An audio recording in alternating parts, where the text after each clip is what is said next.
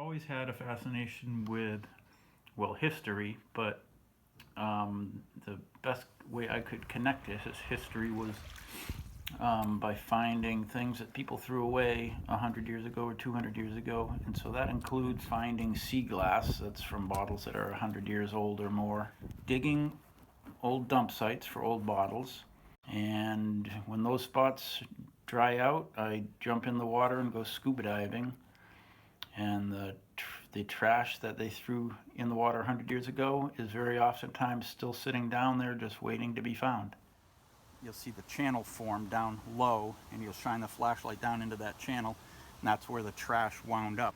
There's another spot that we put in right up here, and it was the first time I ever went scuba diving in my life.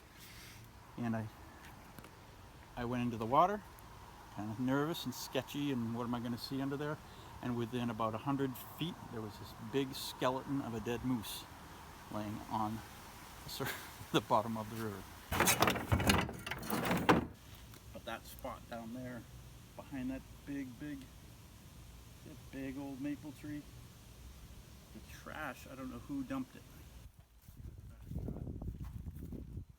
So you kind of use deduction, and you take all the facts you have at hand to try to figure out where people would have disposed of their garbage.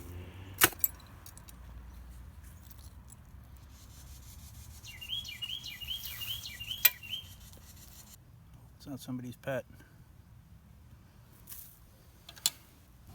Nowadays you just cart it off to the dump, but back then they generally didn't do that. They might have had a dump in the neighborhood that they threw some trash in, but every single property that you'll see from before 1900 has a spot right on their property somewhere that they dump their trash. That's like 1890. And so I got permission to dig out of that yard. But it might just end right here. It might have been dumped like this, and this is the bottom of it. See that top, that's a really old one. Well, 1870s. Up, a little more shine, huh? Aha, look at that. Yeah, oh my God. This is from my hometown, Hanover, Massachusetts. W.E. Bonney ink. These go for like $100, $150, but I'm not selling it.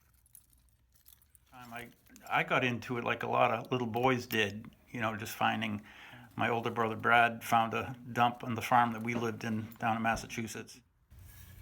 What the hell? That was a more rare bottle, because this one says for the kidneys, liver, and blood, and it was absolutely 80% alcohol. Aha, whole one. This is Hires root beer extract. It's about 1890. I can tell this was a cone ink like this, but it was hand blown. It was probably 1850s. So these people were writers. Not a lot of ink bottles from that vintage from a regular house. Usually you'd find that behind like a business owner. It's a German bisque doll piece. Whale oil lamp, you know.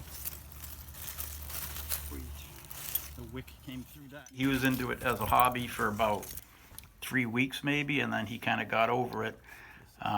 Whereas I kind of just kept digging, and I was just so fascinated by it. It was like treasure hunting down there. And I got deeper into it, and then over the decades developed friendships with lots of other diggers and collectors, and wound up going to bottle shows all over the country, where there's 200, 300 dealers and 500, 1,000, 2,000 people all showing up to buy and sell and trade and look at what other people have dug. Bitters was a medicinal / alcohol / remedy for anything. It's probably the same bottle. This one was embossed. This one just had the label. Really fit together perfect.